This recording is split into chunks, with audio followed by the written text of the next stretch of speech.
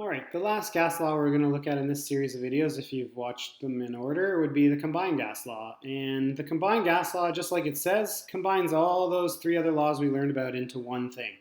So in this scenario, you're dealing with a combination of Boyle's law, Charles' law, and Gay-Lussac's law into one law we call combined gas law. Now the key here with any of those gas laws, like we said, the mass is constant, right? So that's going to still be the same here. The difference with this one now is previously we had something else constant, right? We had either pressure or volume or temperature. The combined gas law looks at the possibility of all three changing at the same time, which is more realistic to real life scenarios when you're dealing with gases. So it's going to use all three of those relationships that we had. And I'll just write them out right now so that you see them.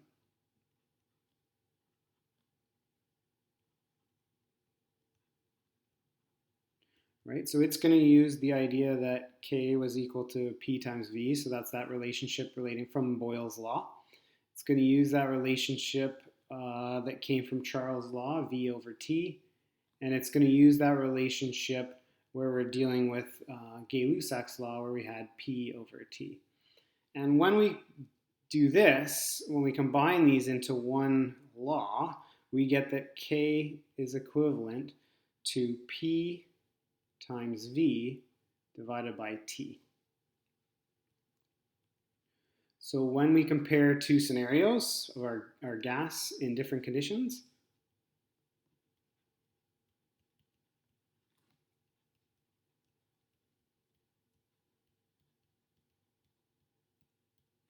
so when we're taking a look at that, we know, again, just like before, K1, that constant, has to be the same in both of those different conditions. So it allows us to create this relationship of P1 V1 over T1 equals P2 V2 over T2, right? And this is what we call the combined gas law. This is what we're using, this relationship of pressure, volume, and temperature.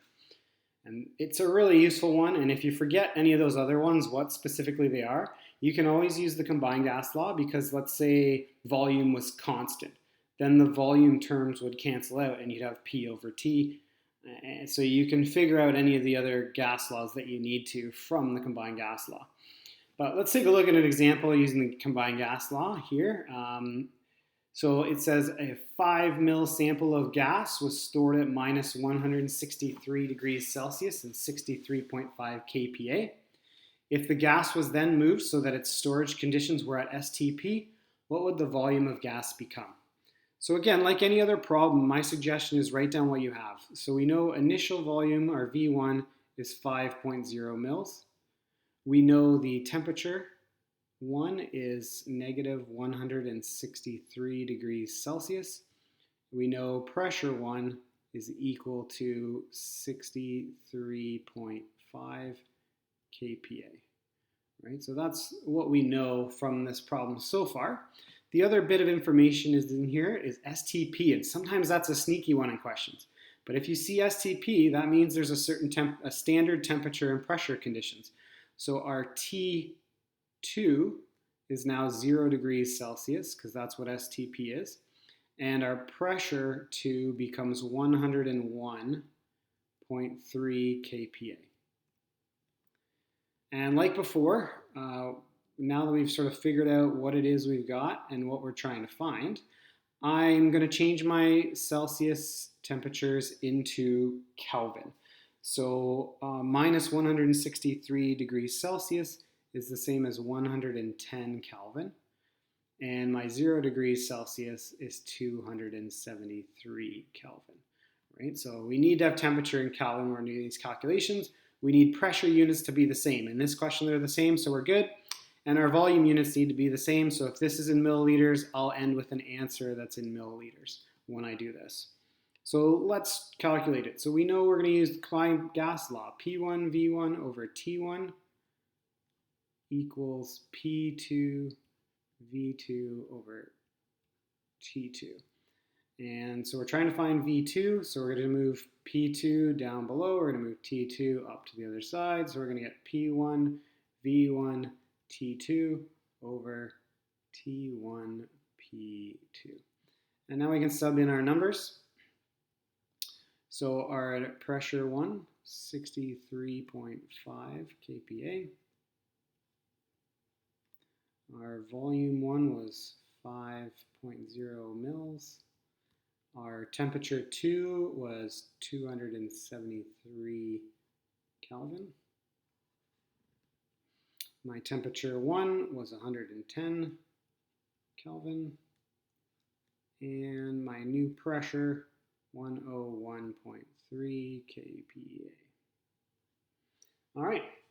So based on that change in conditions to STP, my new volume, after I go and calculate all this, punch it into my calculator, and I get 7.77865, which based on significant digits, my smallest number of significant digits in here is 2, so I need 2 in my answer because it's all multiplication division.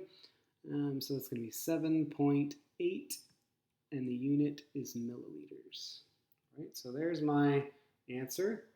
My gas would now have a volume of 7.8 mils. And remember, if you're kind of following the units through why we ended up with mils, our kilopascals cancel out, and our Kelvin unit cancels out, and then we'll be left with the unit of milliliters. So that's how we ended up with our milliliter unit there.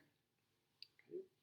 So this is an example of a problem that uses the combined gas law. And remember, if you ever see STP in a particular question, that it's these set of conditions. All right, that's what we deal with when we deal with STP for a gas. 273 Kelvin or 0 degrees Celsius, 101.3 kPa. So it can be tricky. It might look like the question doesn't have enough information in it, but when you see that STP, it's actually telling you some more information. Okay, so just watch for that when you go through your calculations. I hope you've got this figured out, and good luck with your work this week.